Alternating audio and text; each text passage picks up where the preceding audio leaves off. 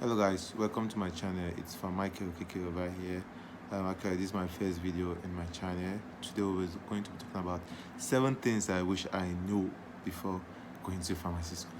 Going to pharmacy school is not that easy. It's very stressful, but you just need a lot of determination, hard work, and some hard times will come.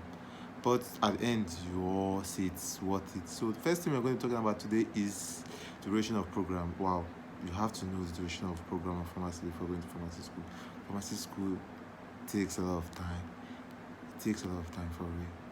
Pharmacy school duration in Nigeria it's 5 years. In other countries, in India it's 4 years. Where I schooled, which is North Cyprus, it's 5 years for M Farm and 6 years for D Farm. During those 5 years of my pharmacy school in Cyprus, when it wasn't easy, I had a lot of challenges because of the weather, the food, the water, and everything. Maybe even the environment. So a lot of factors play during that 5 years of duration. So you just have to be able to adapt. Second thing we're talking about is wow, working at a retail pharmacy after pharmacy graduation.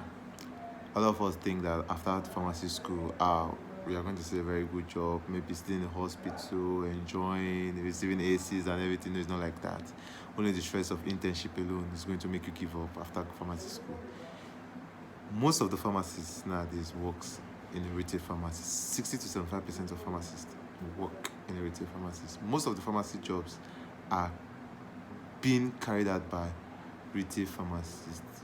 A lot of, let's say, a few percent work in the hospital settings. It's very difficult to work in hospital settings. Nowadays we have a lot of retail pharmacists than hospital pharmacies. Everybody wants to make their money. So, and even getting jobs from the hospital pharmacy is kind of difficult because you have to pass through a lot of process, a lot of things. If you know what I'm saying, in Nigeria, you have to have a lot of godfathers.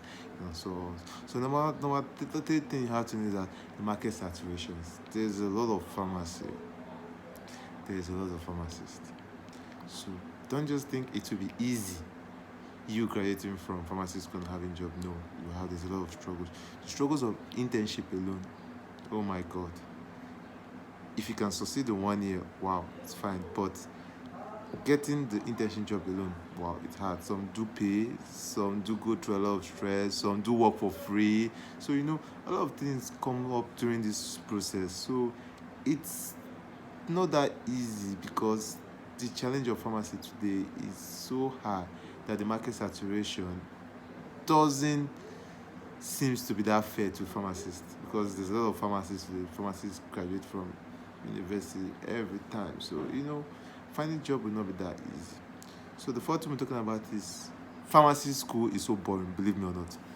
It's so boring. You have no fucking time for yourself. Let me just tell you the truth. You have no fucking time for yourself. You have to read your book all the time. No party, no hanging out, no let me go to my friend's house to visit me. No, it requires studying your book day and night. I remember sometime in pharmacy school, I do go to class during the daytime. When I go to class during the daytime, I'll be like, oh, my friends, they are not coming to class. I don't know, those guys, they have been reading all through the night. They cannot even come to class in the morning. So it's so boring. You don't have time for yourself. Some of my friends doesn't have relationship because of how the pharmacy school is. So pharmacy school pretty much you don't have time for yourself. You just have to study. And our fourth thing we are going to say is that only go to pharmacy school if you are a good student.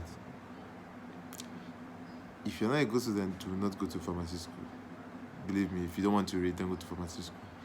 If you go to pharmacy school and you don't want to read, believe me, you're going to continue having extra years added to your year in school. You're going to have extra year. Believe me or not. You just have to study. You just have to pass. If not, well, you're not going anywhere. They'll keep adding one more semester for you every year. Every year. Till you have a minimum of 2.2 to graduate. If not, nobody's going to graduate in pharmacy school. Number 6 thing is that you have to explore that option before going to pharmacy school.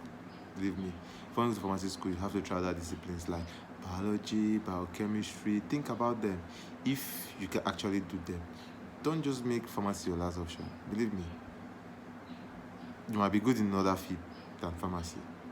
Then you end up with pharmacy and get stuck and you're not able to move. You're just there, you're not going front, you're not going back, you're just in the middle. So you have to explore other options.